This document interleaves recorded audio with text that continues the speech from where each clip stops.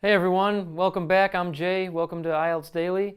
Today we're going to be going over a question from the IELTS speaking exam. So let's get started, okay?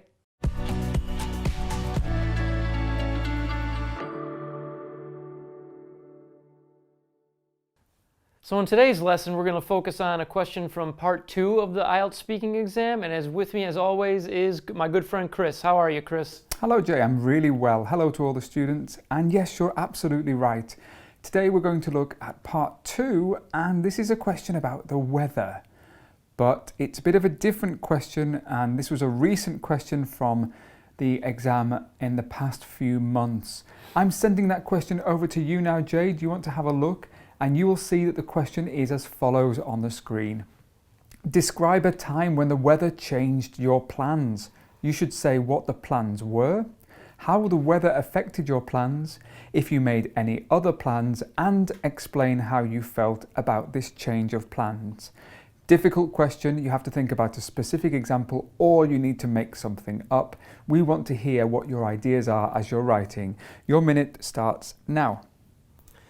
All right. Well, I'm going to try to... Luckily, I have a pretty recent experience of the weather changing my plans. So the plans were to go get some food with a friend. And because the day was really nice, we decided to walk. But about 5 minutes into the walk, the rain came in. The weather changed quite suddenly, and the rain came in. And we were probably about 5 or 10 minutes into the walk, and we decided, let's go back and get the car so we could drive to go get some food, because we did not want to cancel our lunch and, because it started to rain. So we went and got the car, and we went to go to the restaurant via the car. Your 1 minute is up. That's time. So don't forget to speak as much as possible, give as many experiences, say how you felt, and your time starts now.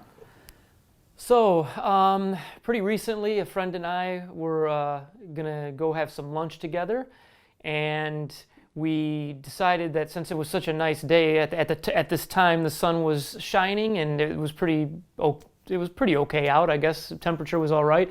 We decided to go for a walk to walk to the little shop that we were going to have some food at. And it was probably about a 10-15 minute walk. But about 10 or about 5 or 10 minutes into our walk, all of a sudden rain just started coming down, and some clouds blew in from the north, and there was some heavy rain coming in. So we decided to turn around, run back to the car, and get in my car, and we ended up driving to this restaurant instead of walking. So our plans to walk and enjoy the weather kind of changed because of the rain, and we got in the car, drove over to the restaurant, and still had a pretty good lunch.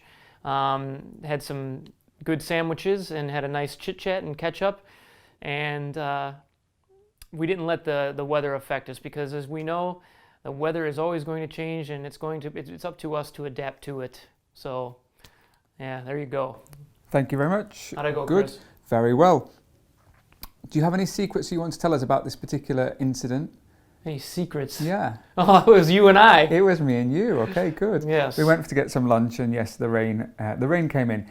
You said we wanted to go for a walk. Go for a walk. Great. You said 5 or 10 minutes into the walk. How would you explain that? A number of minutes into something. So after we started. So Okay. 5 or 10 minutes into something is 5 or 10 minutes after we started walking. Great. And we had to run back. Mm-hmm. And we ended up driving. What does that mean? We ended up doing something. Yeah. So after something happened to us because of the change in the weather, our plan had changed, and this was the direct result of that change. So we use ended up to kind of signal that there was a change, and so we had to change our plans, and we had to do something different. Great. We drove over, that's a phrasal verb. You could say we drove to, Yeah. which is good. Mhm. But drive over to somewhere is even better. Mm. And then in the end you said, it was up to us. What does that mean, to be up to somebody? It just simply means that it's our decision. Great. So if someone asks you a question, you could just answer them and say it's up to you, and Great. that you are giving them the ability or the go ahead to make the decision on something. Amazing, lots of good explanations there.